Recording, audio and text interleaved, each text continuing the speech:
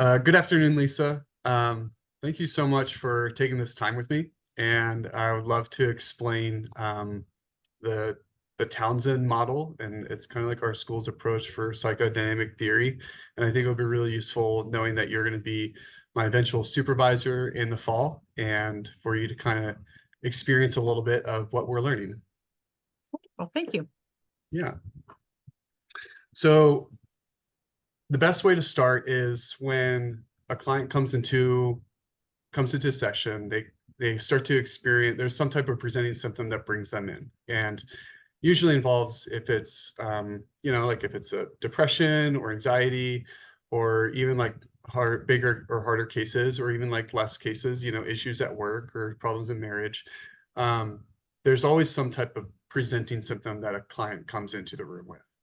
And the Townsend model sees that as, this is the starting point. The first goal is to lower symptomology. So we lower whatever negative symptom that the patient is experiencing. And then at the same time, we also, with a psychodynamic approach, we want to understand what the root cause is this, because we know that these things don't always happen in a vacuum. They don't always kind of happen in isolation. There's usually some type of motivation that's behind it. And so that's kind of where the Townsend model kind of comes into play. And if you can kind of like picture, like we like to use like a tree as a really great image. The presenting symptom of someone coming in is going to be the fruit, it's going to be the flowers, it's going to be leaves, it's going to be things on the tree, the visible symptoms that a person comes in with. But then there's the branches in the trunk of this tree, and a lot of those things are hidden.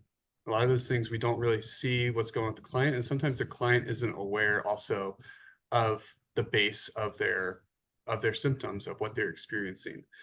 And the Townsend model explains this as a person's character capacities. And each person has different capacities, and there's only 4 of them. And I'll run through the list of them now, and then I'll kind of go back and deal with them one by one. Character capacity that they label is called attachment. Another one is called a person separation character capacity. Integration is a character capacity, and adulthood is a character capacity. Now, attachment is a little bit of the traditional view of definition of attachment theory, of whether it's secure, insecure, or avoidant attachments. However, it isn't tied to that definition alone. And so I just want to be clear, like when I say attachment, it's not that, I'm not referencing that in its entirety. What we mean by attachment is how a person has been responded to their needs as a child or in the early stages of their development, and if they felt their needs were met, and if they felt safe, and if they felt emotionally connected, if they were able to have regulation in their environment, if it was stable enough. Basically, attachment is the awareness of, like, I have my needs, I'm able to communicate my needs, then my needs are then fulfilled. So a person that has a low deficit in attachment, basically they struggle with the ability to speak their needs. Sometimes they maybe aren't aware of what their needs are. The emotional regulation is a low development, still like kind of back into early childhood. And so at that point, they we see this in a positive way of, like, I'm really independent. I don't need people. I can control my emotions. I can control my life. I don't need to have my needs met because I meet my own needs. And separation is kind of like it's almost like the other side of that same coin. Separation is our ability to have differentiation in and ourselves and in our character capacity. So if attachment is being, I'm priding on myself, I'm independent, I don't need anyone, separation is our ability to actually have differentiation of that. It's where we can have our own voice. It's where we can have our own identity and passions of our calling. And so it's like a person with low separation would be the flip of low attachment. It'd be the flip of, I'm so used to everyone catering for my needs. I'm so used to kind of going with the flow and someone telling me what to do, how I should feel, that I actually don't know what I'm supposed to feel in these moments. And so that's a little bit of a separation. Integration is a person's capacity, it's a character capacity of how they're able to handle maybe the good things in life and the bad things in life in a harmonious way. And so like what I mean by that in integration is we we come through stages of our life and we accept good things that happen. Now we can accept good things that happen, and then we can expect that good things should only be able to happen for the rest of our life. And so if there's blocks of grief, there are blocks of negative feelings where we're not able to then um, process and accept that bad things can happen still while there's good things happening as well. This is where that creates conflict, and then you can see different reactions to low development of integration happen. A really common one is a person can either develop like an all bad reality where everything is bad in my life, everything bad will always happen to me, nothing good will happen, the expectation is always bad. But then the flip of that is also just as a low development where I only expect good things to happen. I can be perfect enough. I can create my world perfect enough to where only good things will happen. And different personality traits can kind of grow themselves in each of these character capacities. Integration as one, for example, is really common for individuals with grandiose identities or narcissistic identities to be actually in a low development of integration because of this character development of like, I am good all the time, and there's nothing bad that I've done or something bad in me. I am forefronting my own reality. That makes sense so far. I have one more to do, but I just wanted to check in really quick to make sure I'm summarizing these as far as, I mean, I know these are probably all new information for you. It's a brand new model, but as far as like, if you have any questions so far, or as far as what I've been talking about. Not so far. You're doing a great job. Thank you. Okay, you bet.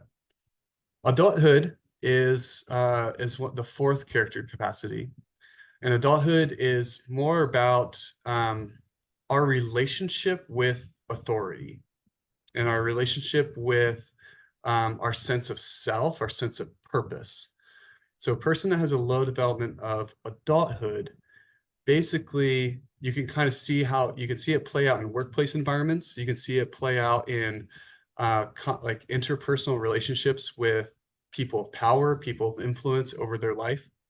And a person of low development essentially is unable to um, have a strong sense of like, this is my place in this world, and I am able to be equal with bosses. I'm able to be equal with people in authority. And it's not so much about like, it's not so much of that person having equal authority over a workplace or over an environment, but it's more of a person being able to understand that like, oh no, this is my relationship with my authority. And you can either be reactive against authority, you can either push against authority and say like, and kind of adopt the posture of, you know, bad things are happening to me. I'm just a victim of a workplace. There's conflicts all the time. And basically I either have to push against authority or I have to submit to authority and adopt like a passive posture with that. Adulthood is it is a character capacity that is formed over time, and it's more of a formation of attachment, separation, integration, character capacities into adulthood.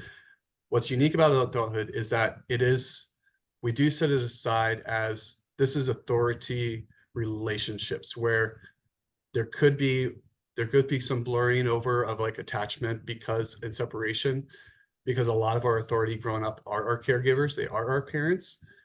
However, what adulthood is unique is that this is about our relationships with interpersonal people of authority, so not our non-caregivers in that sense. So these are four character capacities, and we can help formulate these into in an understanding way where when a person comes in, we can assess their character capacities. There are assessments that they can take, but we can also build assessment tools, and we can create like a treatment plan based off of these character capacities. What's really unique is that all this really does is that it provides an additional avenue, because again, this does kind of, it's inter theoretical. Like you start using a lot of different theories and techniques in with the Townsend model. But the big umbrella is, of course, psychodynamic. So a lot of the relationship here is, how is their childhood development, how is their structure grown from the seedling of the tree to where they are now? And so there's the presenting symptoms of like whatever's going on. Obviously, that's the reason that they came in. We want to address those causes, we want to address those reasons.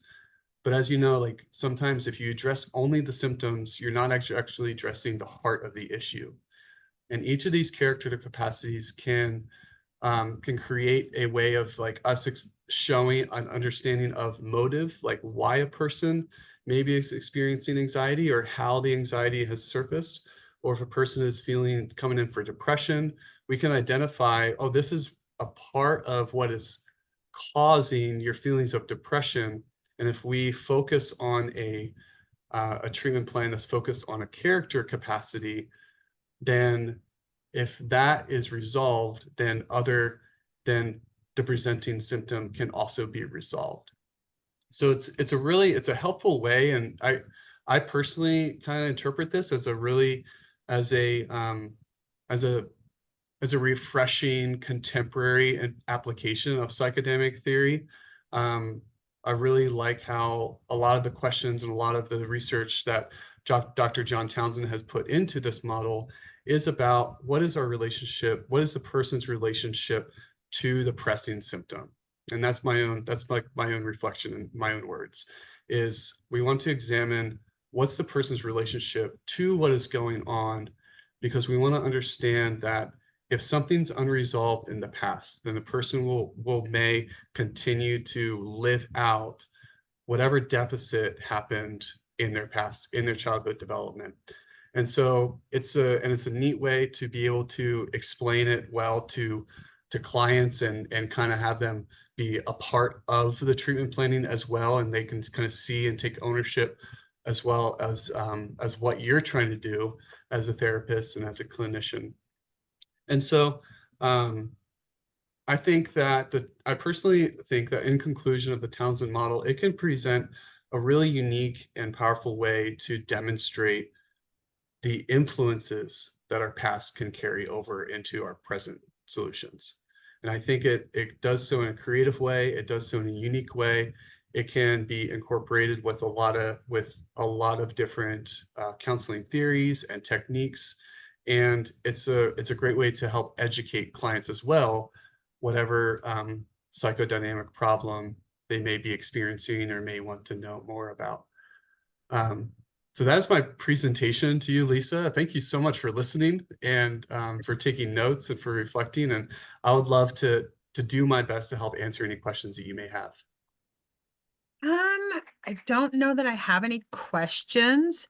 Kind of some notes I was taking as I come from an early childhood background, previous career. And so the notes I made was like the resiliency piece, the good, the bad of, why is it that some individuals think good or bad of them, their own self-identity, the character capacities, I think was what the term you used. And then, yeah, a lot of it is, very familiar, just different verbiage with that. And so like adaptive and maladaptive learning, like the low attachment you had said. And so, yeah, but it sounds very familiar in the sense, just kind of some different wording that I'm familiar with. But also, yeah, that's something I use every day. Like I've actually been told by individuals, like, you go into their childhood. I'm like, this is where a lot of this comes from, where we have our beliefs about our life. I see a lot of individuals in this practice here of, childhood trauma and that kind of thing that forms who they are. And so, yeah, I love that it's stressed, different words of what I'm familiar with, but definitely is, yeah, very familiar in the sense of what I do in my own practice. And so I think you explained it very nicely for something that I have never heard of before. So yeah, thank you. Okay, you bet. Well, thank you, Lisa, for this time. I'm just going to go ahead and stop recording. So thank you so much for your time. Of course.